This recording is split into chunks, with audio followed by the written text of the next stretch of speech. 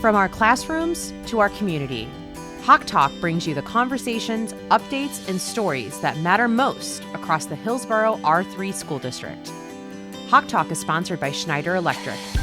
The podcast starts now. Welcome in. It is episode number 3 of Hawk Talk. We've made it, huh? The third episode, yeah. Dr. Jon Isaacson, he's the superintendent of schools. I'm the director of communications for Hillsboro R-3. And on the third episode now, we're going to get into state funding and legislative changes. And the reason why I want to dump into this, just right out of the gate, is because I saw a stat recently where the effect that the state of Missouri has had on education has just become, I don't know if a better word, but a burden on educators and the people who, guide them like you.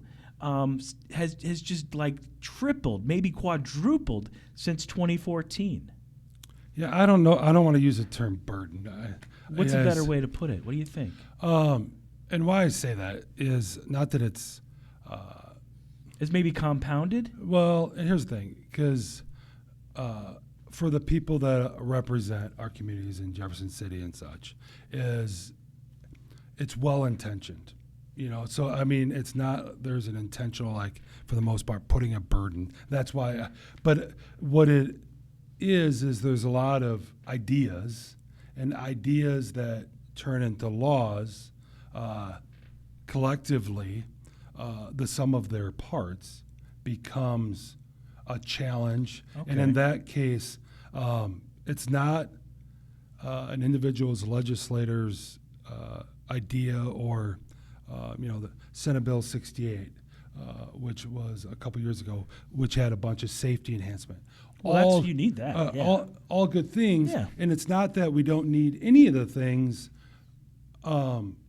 collectively, but one of the things it's kind of,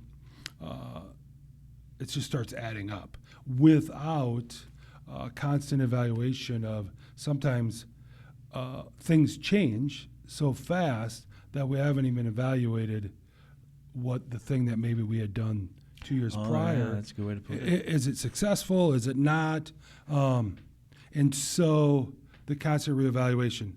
But yes, regardless of all of it, there is a challenge for schools and boards of education and leadership in order to ensure that school districts and communities are following the law and the different things that have been put in by elected officials and respecting that. But yes, there is been a significant amount that,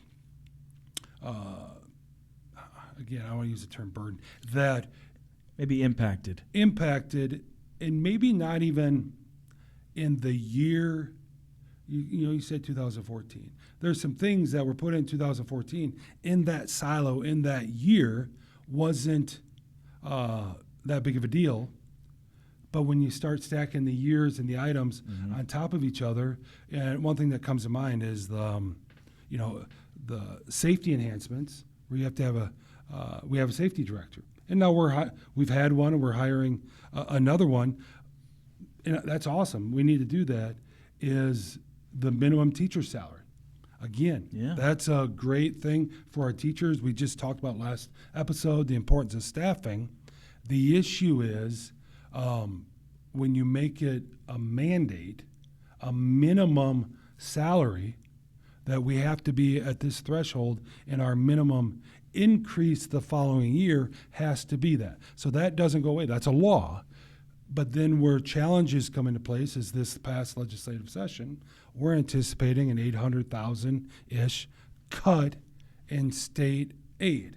So if you have the mandate that you have to meet the minimum salary threshold, but the state then doesn't have the money to meet that mandate that they set, the money's got to come from somewhere, and that's going to come from the local taxpayers. Well, why are you anticipating an $800,000 loss? Because the state budget reduction, when they did the budget this year, the appropriation of the foundation formula was less than what originally had been promised, or anticipated due to revenues. And a lot of times that gets, my head goes to a lot of times the community members will be like, I'll see this on social media. What about the lottery funds?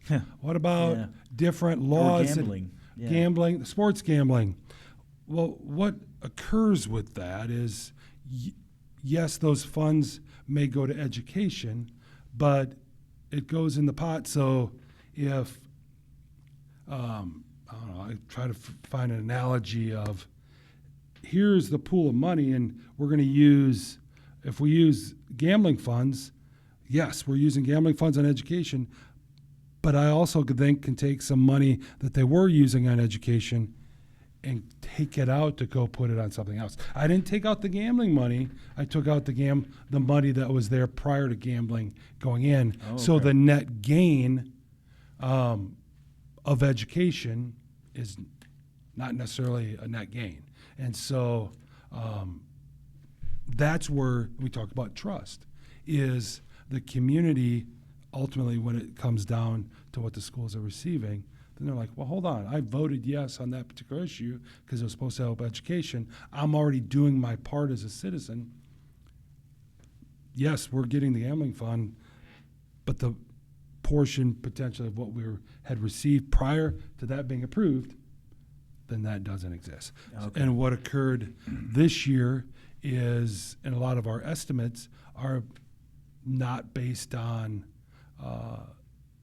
things that we know that are going to occur, like relying on the income tax is up in August, but let's say it's tied to sales tax, Prop C, and all of those are completely economy dependent, and so we can set a budget, and as we're doing that right now, I can set it at an estimate, but then I need to adjust it and be conservative in what we're actually going to get from the state. So that's how that all kind of works. And again, the state also has to live within a budget too, to pay for the roads, pay for health care and the state employees. And there's a ton of different collective pulls on the state budget, right, for sure. And education is one of the biggest ones. But if there's not enough there, the Hillsboro School District and the Hillsboro Board of Education still has to meet the mandates that were put into place. So let's talk about now. Okay? Let's do that. So the community investment per student, how much does it cost to educate a student? How much does it cost per student on the community investment? Well, that depends on what kind of a school district that you want to have. Like Hillsboro. Like Hillsboro is, I can tell you that with inflation and the prices of things going up, right, that has gone up over the years. But in 2025, our per pupil expenditures was $11,118. So $11,001. I can tell you that in that year was $4,000 less than the average of Missouri school districts.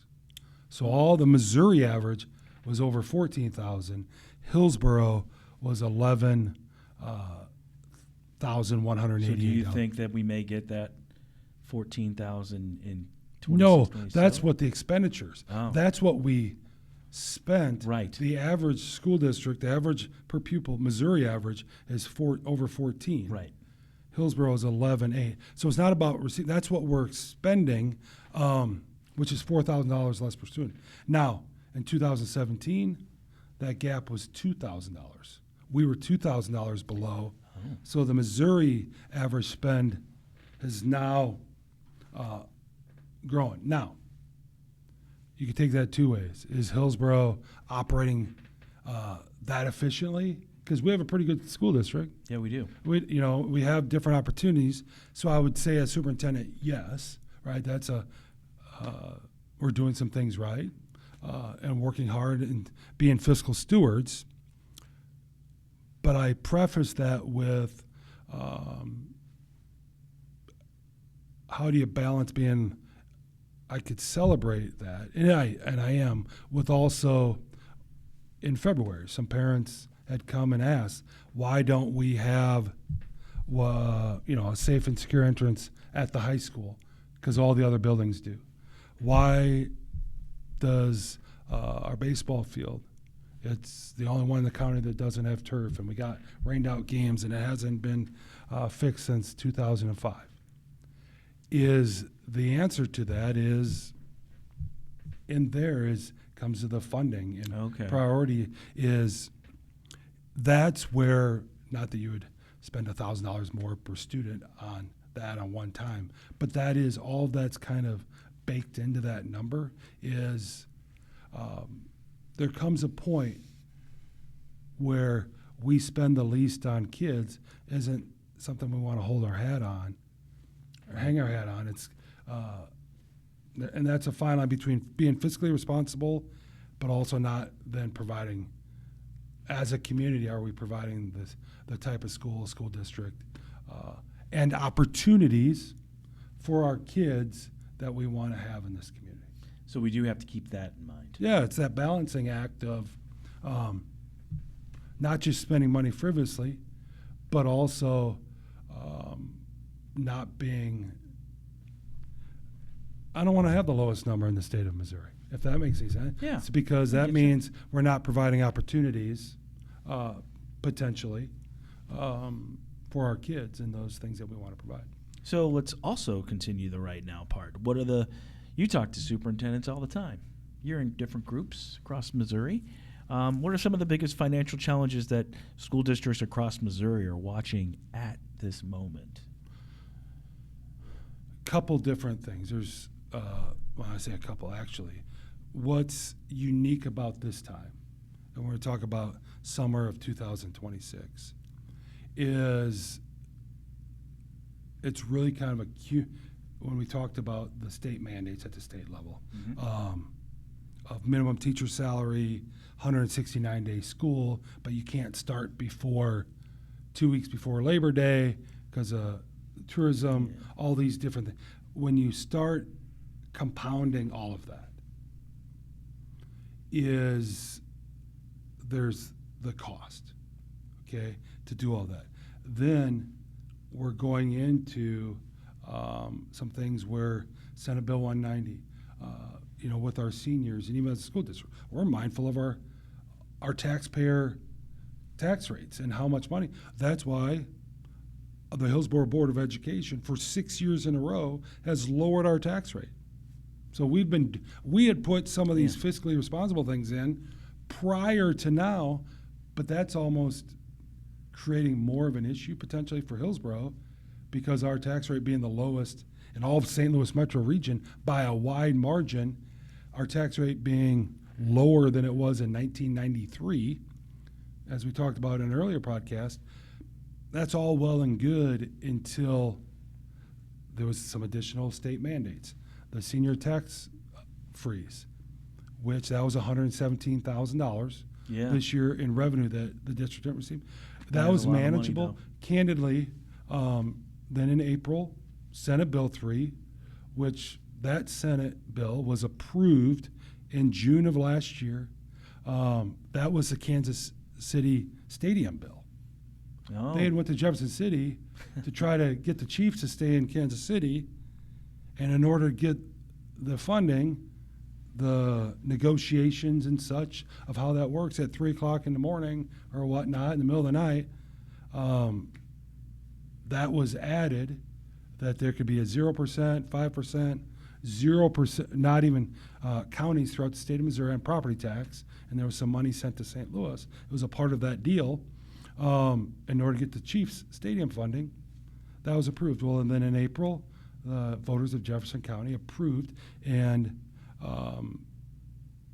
Jefferson County is now a 0% tax assessed valuation tax bill increase county, which means that now everything's be froze. Well, now when you're froze on the lowest tax rate in the county by a wide margin, and not using the just typical growth and inflationary growth and new housing and new business, and that doesn't apply anymore. The rules have changed. That's going to be a huge issue. Now, so when you ask the question about the state of Missouri, that's what's impacting the school districts of At Jefferson this County, moment. because we're a 0% county. St. Louis County isn't participating. So they don't have that particular issue. So theirs is also the state funding. And some school districts rely more on state funding than others. So I talked about earlier, like historically, Hillsboro had about 50% of our state funding in like 2017, kind of going on, was 50%. We're in that 50, between 40 and 50% is state funding versus a school district. And even within our county, we have school districts that, depending on their industrial base, Right. Like with the Wholesome and like Ameren, if you had a big commercial property, they may have more local taxes. Not higher tax rate, but they get more local taxes, so their state revenue comes in. A school district like a Clayton or one of those literally may not get hardly any money from the state because they're called hold harmless. And so they're not impacted by that. So each school district around here and around the state is impacted differently by each legislative decision. Hillsboro is kind of a unique situation because we have kind of a balance. We're getting 40 to 50% from the state and 40 to 50% locally. So that local decision on the property tax freeze is huge. It's 50% of the budget or revenue. Yeah. The tax issue, or as far as state funding, is huge because that's 40, 50% of our budget. So we're like in the wheelhouse of they're both all colliding at the same time. And the decisions like that have piled on each other without really seeing what the impact is going to be. That's my fear. In addition to, we've already been, I'm going to say, walking the talk of being fiscally conservative as a district, paying off our debt with our debt service, lowering our tax rate for the 6th year in a row, having a low tax rate. The Hillsboro residents have one of the lowest tax rates in the St. Louis metro region, and in Jefferson County, definitely. So that's what we're all challenged with on varying degrees. That's really long. It's very complicated to Yeah, it that, is. to that, those, the answers on that.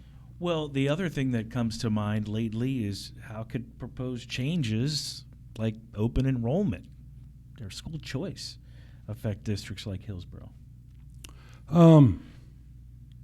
It all depends. I think it'll impact different school districts differently. I think Hillsboro, the impact on Hillsboro is, my personal opinion, it was like an open enrollment. In the short term, it would benefit Hillsboro significantly. Potentially is with our farm and those, we have a great school district that people want to come to, move into. Yeah, absolutely. We're a destination school district for that. Like people, we have great programs. And so with open enrollment, you could go to any school any public school. That's very different than school choice. And a lot of times people will bring those two together. Open enrollment is you could go to any public school in the state of Missouri that you'd would like to go to.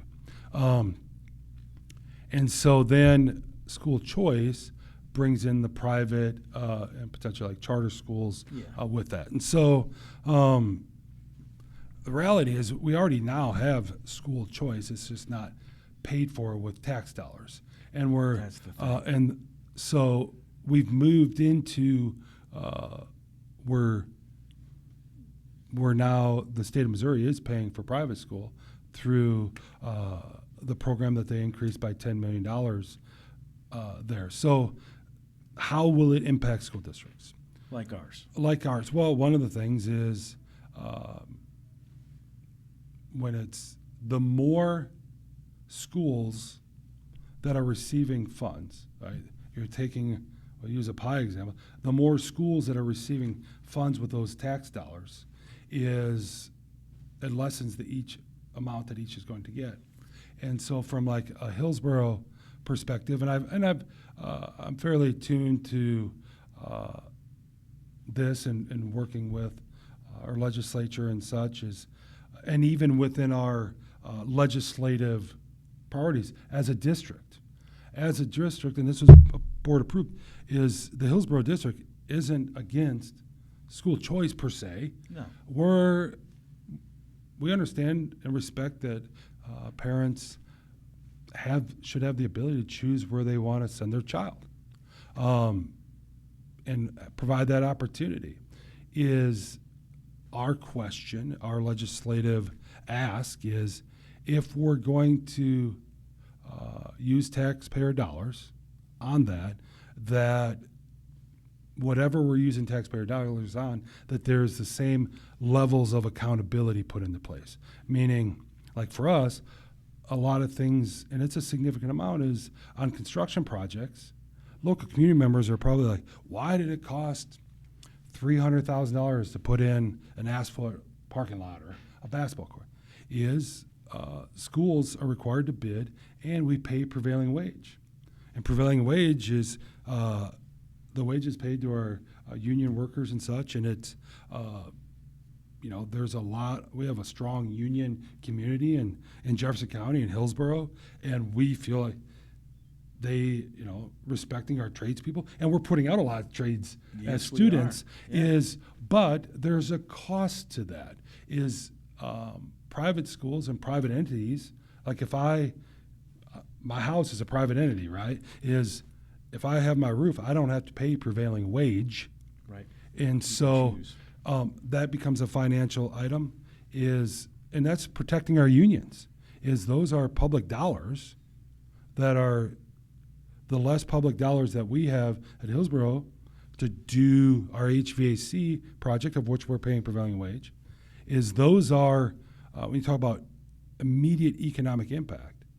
And we talked in an earlier episode of when you asked about me cutting football versus, I said that. Yeah. We should cut a sport before we would not pay our teachers. The first thing that would get reduced is we'd put off deferred maintenance, which isn't going to be our teachers impacted, which isn't going to be our kids impacted. It's going to be those literally hundreds of sheet metal workers and such who are working at the high school on prevailing wage jobs. Their jobs will be the first ones. The ones that we're paying. Yeah, and in school districts in the state of Missouri, I want to say the number's right at $100 billion a summer is spent on school construction projects.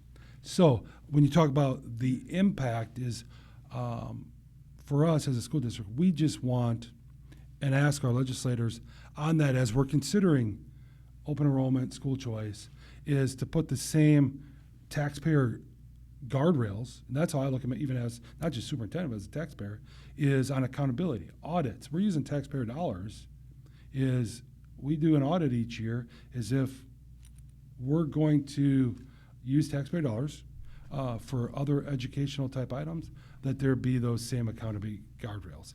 The other piece to that is, it's been in other states, where there is open enrollment and school choice, candidly, there's an increase in school funding costs. It costs more to do that. And when you look at it long term, and I even look at where I grew up in Wisconsin. And Wisconsin was the first open enrollment, or not, it was like school choice state. I was a senior going back in 93, 92. And how that's played out is, in Wisconsin, you can go to any high school that you want. And you put into like a portal in the spring, and then you're able to go, if the school accepts you, et cetera. But it's also changed the funding, because one of the things that was thought of, well, it'll close some of those smaller schools, right? If you're losing population, you'll close school. Well, very rarely does the population go to zero. So what has transpired, even where I grew up, I grew up in Mondovi, Wisconsin, and near there is a school called Gilmanton. My high school I grew up in, I think they still have about 270 kids. Gilmanton would have 7 graduates a year. 7, 10. So you can imagine, so that's a small school. It's still open in an open enrollment state, and the tax rate is just because they graduated from there, they want their kids to go to school there. So it doesn't have the necessarily this thought that, well, schools will just consolidate. And even for us, if let's say we went down 100 students because of open enrollment. I don't think that we would, but let's say we did. Yeah. Let's say. It doesn't, as far as expenditures, the impact would be potentially on not hiring a teacher, but you're assuming they're all in, we're assuming that they're all in one grade. Normally. But if they're spread out at 10 a class, it may not be reducing a teacher each grade level. It's surely, unless they all came from the same subdivision, it's not eliminating the bus route. No, it's not. It's not closing a building, and so the HVAC is still the heating and cooling costs. So how will that impact us? Those are all things that we're looking at. And just as a community, as a state, we do, again, everything has a cost to that, and nothing's free. It's just putting sure the guardrails are in and ensuring that our priorities are funded. And because what you don't want is a situation where the kids who aren't able to go to a private school end up with a poorly funded school and get the least of what's left. Yeah, you don't want to get being left behind. So what concerns you most when it comes to maintaining local control of our schools? And when I say local control, I mean making sure that we are the ones as residents and voters making the key decisions that happen in our schools versus relying on the state. Well, here's the thing: the states give, with federalism, and you're kind of going, is the authority is the state. We're always going to be bound by the state. Yeah. State law, like a school board can't. You have to stay within the laws of the federal government, our Constitution, our state constitution, and the laws set forth by the state of Missouri. When it comes to I'm talking more about the funding so people know. well, and that's where, when it comes to, well, one thing that comes to mind we talked about earlier, maybe in a prior podcast, was there's been talk on the A through F to tie school funding with performance on the A through F and the state test. Yeah. Well, Hillsboro, we're not focused on the state test. We don't focus our program. When I say focus, we give our kids a test. I'm sure if your kids, they talked about taking the MAP test, but we don't not allow students to take ag or to go to Jefferson College to be in the HVAC or in the building repairs. We don't say, no, you can't do that because you have to take the math class here at the high school because we need to perform well on the state test. We want to provide those opportunities. They're all going to take the state test, but we're not going to teach to the test. And our kids are still going to perform well. But if you tie state funding to that, if the amount of money that the district's going to receive is tied to how well you score on the test, does that put future boards or put the school district in we almost have to change our curriculum? Or when you say the local control, the option is, no, I'm willing as a community, just like to pay for, I'm going to stand in the gap of whatever you're now not getting from the state, because this is what we as a community want. Is, again, we were talking about, like in the break before that, is we have if anyone's had a young adult, that college, high school transition, who comes back and they're like, I'm going to make my own decisions. And they're like, but I need a 20. Is similarly, that's, as if you take that analogy to a school level, is the state's going to be like, then you're going to follow along. If you want the money from us, you're going to have to do there's going to be what some we kind say. of give and take. And so locally, that's what I mean by that is it's not just saying what we want to have, it's also funding it too. Just like with my kid, like if you want to make all your own decisions, you can make all your own car payments too, and, so, and all those things. So. And then one last thing I want to do on planning for the future. I Yeah. think that this would be important to ask is how do you balance today's needs with planning for the next 5 years, 10 years, ultimately 15? Because, I mean, you're not going to be here as the superintendent after the end of the school year. So you have an interesting approach. Well, I think it's always important. Because you're laying the foreground, basically. Yeah, is and for me, and I live, this is my home, this is going to be my home in retirement, is what motivates me each day is, because it is going to be my home. I plan to, go to football games 10 years from now. What I don't want is, we had to get rid of band because of a decision that I made, or we put that in play, or any type of thing that would harm kids for sure. But not just that, is also putting future leaders of the district, the Board of Education, in a bad way, is trying to lay everything out also for our community members so they have a great school that they can afford without any sudden challenges. So with all that in mind is, we have a salary goal for our staff of being at $50,000, and where things are measured, putting our insurance stabilization fund in, putting things in school finance. It doesn't move like this. We needed to just kind of slowly do this because yo-yo is challenging to everyone. And so I take both a lot of pride, but I also bear I want to be responsible for that, because just because I'm retiring, stepping away, I'm not moving to a different state and be like, it's out of sight, out of mind. I'll see it every day. I'm glad I asked that question then, because I don't want people to think that you're just stepping away. No, you're in the community, you know. I'll be in, Raintree Golf League. There you go. All righty. Well, that is the end of podcast number 3. We made it there. I want to look in the future at some of the community engagement updates, because we're going to be meeting with people around the community, several dates that we're still trying to plan for. So we'll get that out there. Also, some of the details that we've been talking about construction-wise as a possibility. Yeah, absolutely. Okay. Let's take it all away from the budget talk. Let's get into lose the audience. The nice planning. So we're building everything up. Yeah, let's get into. And I can't wait for the kids to get here. And, yes. And the teachers, and that's. We will be featuring students, teachers, and people behind the scenes. So you'll see the whole gamut, because that's really, we are in the people business. We are in the education business. So that's what we're going to feature more so in future podcasts. Yes. Okay. Well, he's Dr. Isaacson. I'm Patrick Quinn. Thank you so much for joining us on Hawk Talk.